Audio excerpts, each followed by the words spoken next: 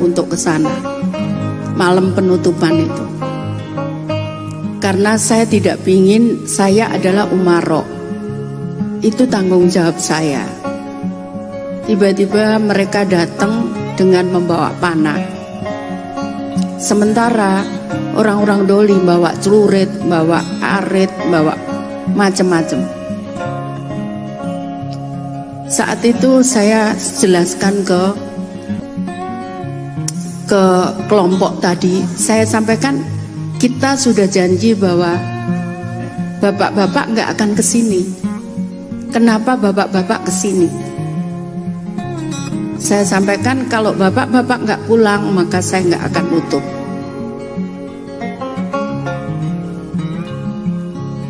Yang aneh saat itu, kelompok Doli tidak melihat saya. Kalau saya ada di tengah-tengah, jadi posisi saya ada di tengah-tengah. Yang satu bawa panah, kelompok itu yang lain bawa celurit dan macam-macam. Saya tidak bisa dilihat oleh mereka. Bahkan saya dibilang mereka masuk ke radio bahwa Bu Risma tidak berani datang.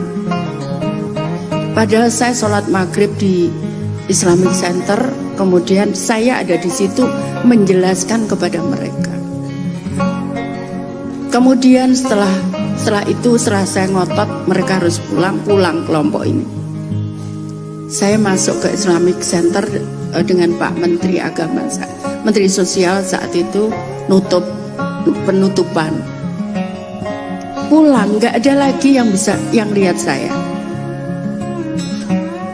Saya keluar, semua nanya wartawan, Bu Risma di mana? Lu tadi lewat di sebelahmu. Jadi tadi yang saya sampaikan, yang disampaikan pelajaran Gus Idam tentang luman, itu saya ngalami itu. Saya ngalami kejadian itu. Saya bukan siapa-siapa, saya seorang umaro, saya dari seorang PNS. Kemudian saya dicalonkan, saya tidak pernah meminta jadi wali kota, bahkan berdoa saja saya tidak berani.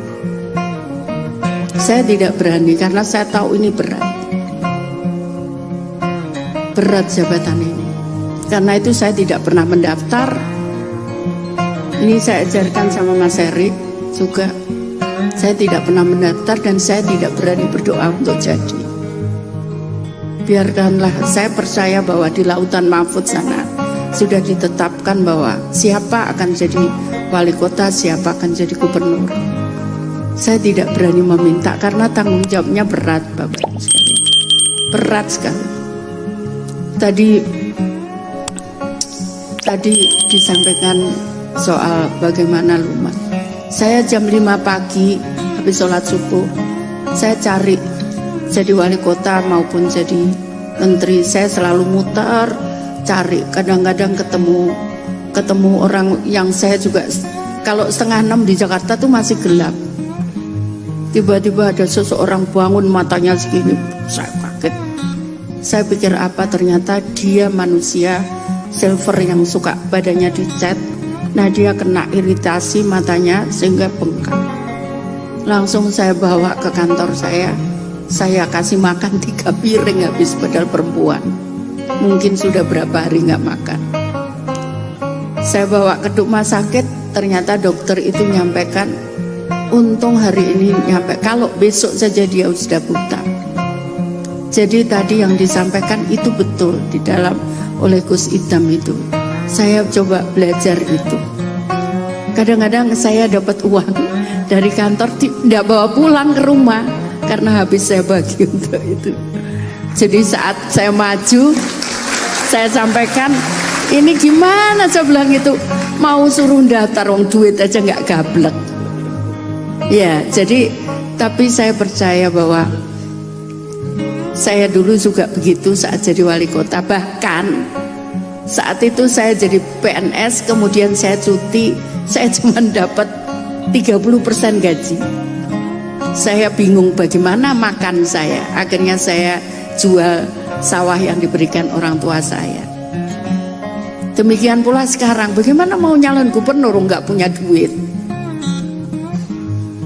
Tapi saya percaya, saya diyakinkan oleh Mas Don itu, Bu, nggak apa-apa, kita nggak punya uang, tapi Allah kita maha kaya. Ya, jadi itu yang saya yakini. Saya yakini Gus Han juga. Saya telepon, leres toh Bu.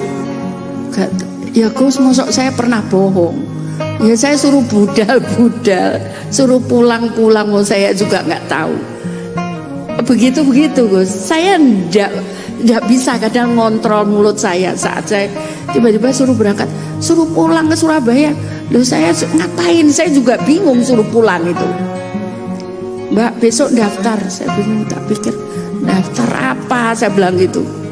Ternyata saya disuruh nyalonkan gubernur. Jadi Bapak Ibu sekalian, saya tidak akan pernah meminta kepada Bapak Ibu sekalian untuk milih saya. Itu pantangan untuk saya, karena tugas itu berat.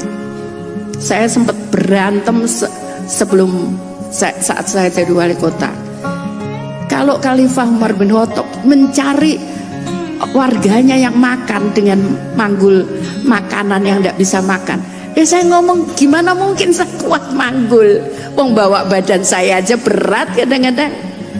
Akhirnya di mobil saya selalu ada beras. Tapi lama-lama saya ngomong, iya yang kamu capek Risma, yang kamu bisa, yang lain bagaimana? Akhirnya saya buat program permakanan. Saya minta RT RW mengusulkan untuk anak yatim, lansia miskin, orang cacat, orang kena TBC, orang kena kanker, orang kena HIV AIDS, kita berikan makan. Jadi itu Mbak, kemarin saya juga jadi mensos, saya perjuangkan itu untuk anak yatim, lansia miskin dan disabel. Alhamdulillah bisa diberikan setiap hari, sekarang diberikan 2 kali makan sehari. Jadi itu Bapak Ibu sekalian, karena itu saya terus terang, oh itu artinya. Ternyata seperti itu. Jadi kekuatan itu betul, ini kekuatan sedekah betul. Saya sering dapat honor dari kantor gitu, resmi Gus. Itu habis pulang saya enggak bawa apa-apa. Saya pulang enggak bawa apa-apa. Jadi makanya kemarin juga begitu. Tiba-tiba saya disuruh nyalon, bingung sekarang. Saya kalau sholat, ya Allah, ini gimana ini? Harus bayar saksi.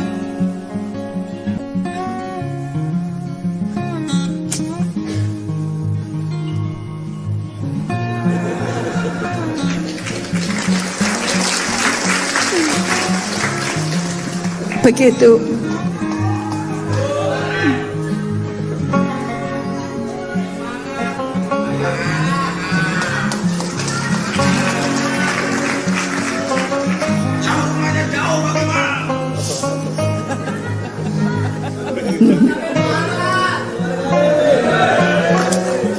Terima kasih Bapak Ibu sekalian.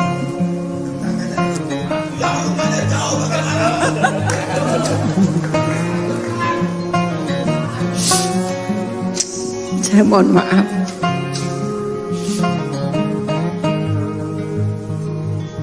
Jadi kami daftar dengan Gus Dan, kami tahunya jam 9 malam.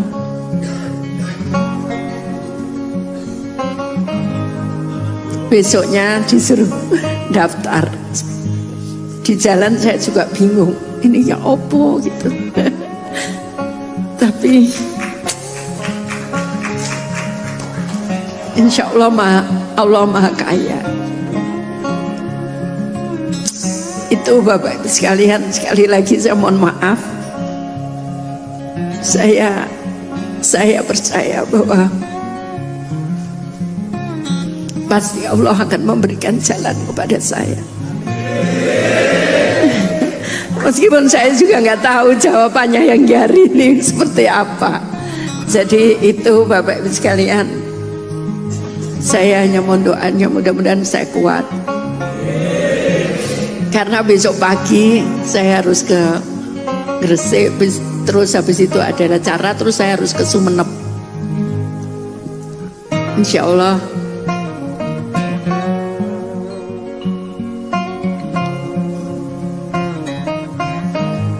Berat jaga amanah itu, berat.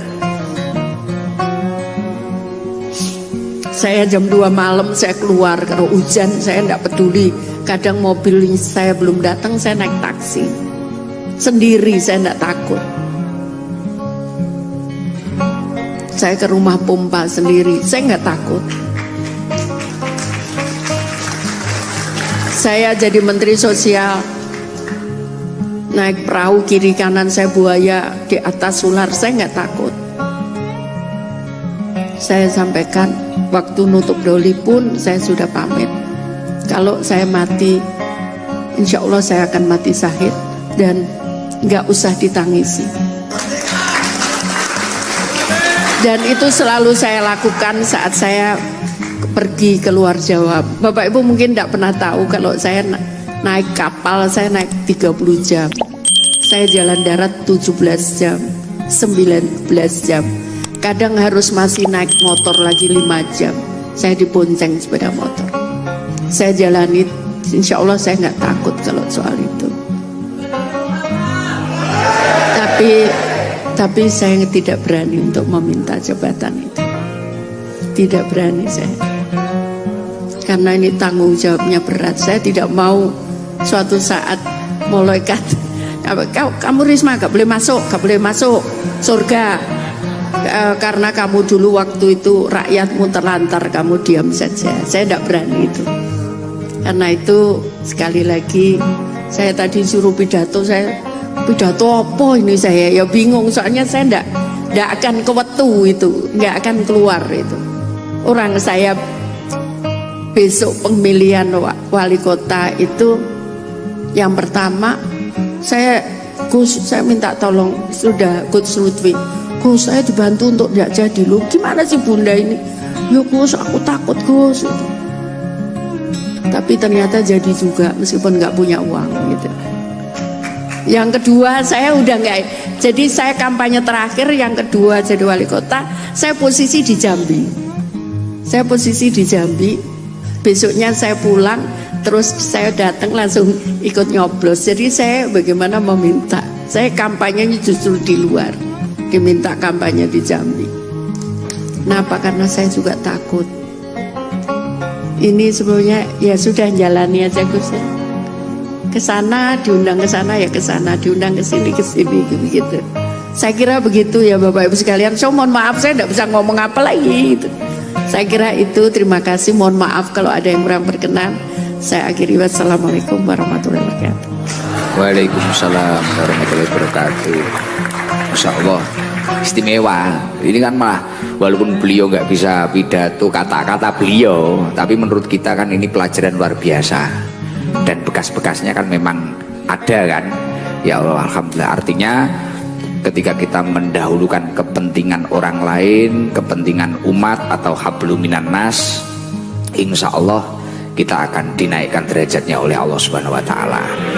Dari ceritanya Bu Risma berjuang menjadi wali kota dan sebagainya, ya luar biasa. Sampai detik ini beliau seorang wanita bisa menjadi menteri, bisa menjadi apapun itu, insya Allah yang paling penting kan bisa menjadi orang yang bermanfaat.